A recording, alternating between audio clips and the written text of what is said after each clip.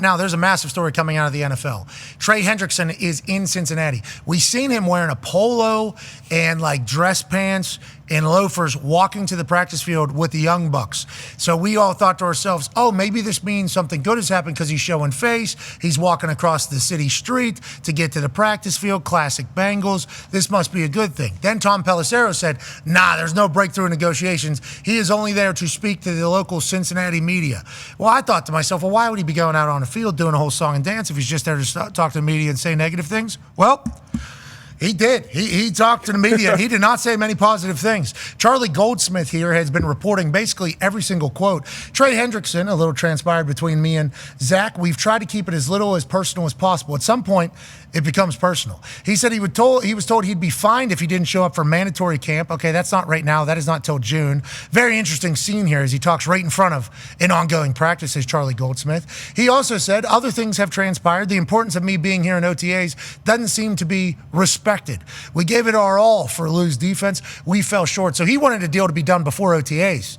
Like, hey, I would like to get this done before OTAs so we can have a full season. Yeah. And then he says the importance of me being here, I guess, just doesn't matter at all. They've done right by their own perspective. My perspective, obviously, a little bit different. Remember, Trey Hendrickson was told last year, we'll take care of you next year if you do this entire thing. They've kind of been pushing this off. And if you listen to J.J. Watt and Dominic Sue talk about how often this is actually done in the NFL, I think it's a normal play by the teams. And I don't think the players ever like it, especially if you're the sack king. Hendrickson is saying that his understanding was that if he continued to play at the level he has, an extension would happen. The team has been pushing for a shorter deal pretty hard. Okay, let's continue to scroll, please. Hendrickson said a long-term contract with guarantees is a sign of mutual respect and lets him be able to stop negotiating every offseason. I'm very disappointed with the communication. No direct answer on if he'd play without a new deal, but I did see other reports say that he would not play under the current contract that he has. He's also said if Charlie Goldsmith's reporting is accurate, which we assume is, it's become personal, unfortunately, which most negotiations do. People outside the business say you can't take business personally. It's like, well, what about whenever they're taking personal shots at me with the way they're valuing me? I take that shit personal. It's always been a lot easier to say. A lot of players in the past have been silent and didn't stand on values. Telling the truth will set you free. Comments that are being made, whatever happened at the combine, the owners' meetings, and what was said yesterday, I don't spare my opinion, says Trey Hendrickson. Hendrickson, these things are provoked. I don't know what that means, obviously, by the lack of respect. Hendrickson says circumstances change post-draft. They're starting to change very openly. I know there are questions around my name that need addressing. This isn't benefiting the team. I'm okay saying that. It's a weird dilemma. And he also said, if I sat here with 4 sacks, they'd want a little money back. Okay, but instead he's a sack king. They have the ability to say they've done right by me. I'm not going to apologize for the rates that defensive ends are getting paid right now, which is $40 million a year. Hendrickson speaking to the media, and it doesn't sound like he's saying things are good. No. What he's saying is, I just want to let you know to please tell your people, I love the Bengals fans, but this is ridiculous. Let's get something done.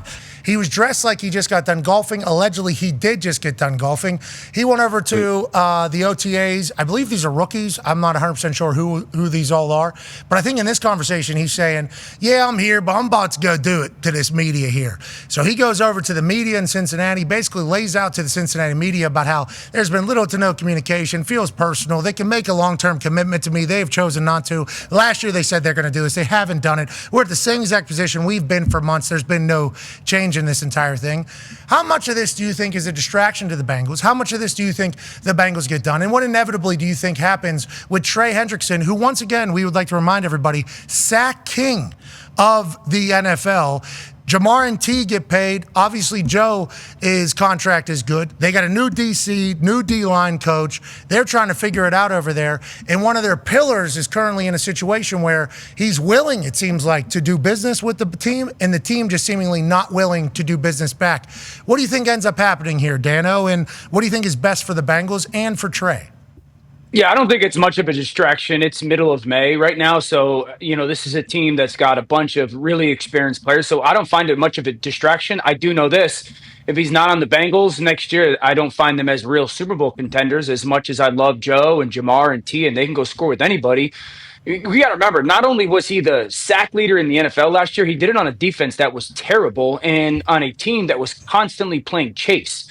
So you guys know this, like when the other team is controlling the game because they're up by 2 touchdowns, you're not throwing the ball a ton if you're the opponent because you're just trying to make sure that clock is of your kind of like your friend. So I think the Bengals, I don't want to say have, ruined chances because there's a lot of time till the season, but certainly mismanaged it. And you have a guy that has been an absolute star on the field. He's an unbelievable representative off the field. And if Trey Hendrickson's a Bengal next year, they're one of those very small groups of teams that you sit there and say, yeah, they can win the Super Bowl. If he's not, because you're not going to replace him in the draft this year, and I know they drafted Shamar Stewart, I just don't see them as legit contenders. Shamar Stewart holding out. He actually said, I decided not to sign the paperwork as opposed to we decided not to sign the paperwork. Just one little word that could have been phrased differently. We assume that'll get done because rookie contracts are what rookie contracts are. Hembo sent me some stats here. Most sacks in the last 2 seasons. Myles Garrett, 28 sacks over the last 2 seasons. He's making $40 million a year. Danielle Hunter, 28 and a half sacks over the last 2 years. He's making $35.6 million per year. TJ Watt, 30 and a half sacks over the last 2 years. He's currently making $28 million a year, but he is renegotiating, we assume, with the Pittsburgh Steelers, maybe. Trey Hendrickson, 35 sacks over the last 2 seasons. Damn. 35 sacks over the last 2 seasons. Currently on $21 million a year. Wow. Okay, so that's just something to look at why Trey Hendrickson's like, hey, if you keep doing this, I'm going to have to stand up for myself. Yeah. Wait, yeah. Can you say that again? How many is he making in comparison to Myles Garrett? Myles Garrett had 28 sacks over the last 2 seasons. Now, Myles Garrett obviously contributes other than just sacks. Sure. Obviously, we all in understanding of that. But whenever you're a pass rusher, getting to the passer is everything. Myles Garrett has 28 sacks over the last 2 seasons. He's making $40 million a year.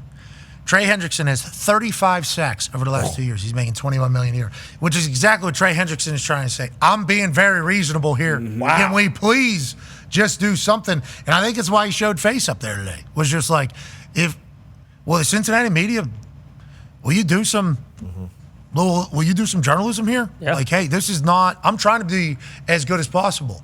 And he's trying to be as professional as possible. Yeah. We can tell you he hated coming on our show saying that. It was very obvious. He was uncomfortable being like, I don't know what to do. I don't know what else to do other than this, because all he wants to do is show up with no gloves and go get the quarterback. Yeah. That's literally all he wants to do. He just so happens to be in an organization that is just going to be like, well, you're either going to be a prick or we're going to continue to do that. And Ty, your notion is... Yeah, I think we have a textbook basketball situation here. Squeak Scolari in that film basically says to the 2 guys, hey, listen, if you guys rip on me 13 or 14 more times, I'm out of here. Same deal with Trey Hendrickson. Listen, you guys can disrespect me and rip me, 13, 14 more times, and that's fine. I'll eat it. We get past that, I'm done. I'm out of here. And I think we're at the 13th or the 14th time. Because he was talking about 2 off seasons ago. Exactly. Last off season, it's like Trey is it feels like Trey is like, I am trying my absolute best to be as professional as possible. But I've looked around the league, and whenever you finally just say, those people get rewarded. It happened in the Bengals building. Yeah. It has already happened. He's like, I don't want to have to do that. Why are you forcing me to do that? Is basically how Trey Hendrickson is operating in my eyes, AJ. Is that how you see it?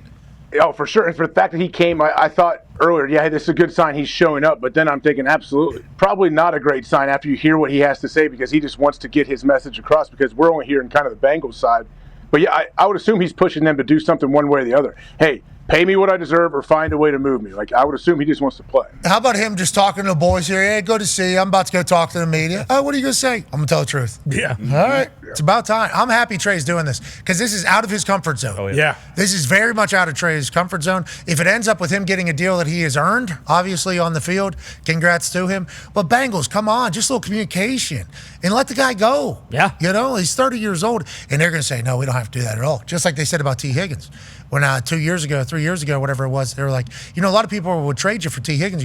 T. Higgins on contract with us. That's kind of how the Bengals have been. They can say that about Trey. I guess they can do that and disrespect a guy who's the sack king in the NFL. He's 30 years old. He's done everything right. Pay the man. Pay the man his money.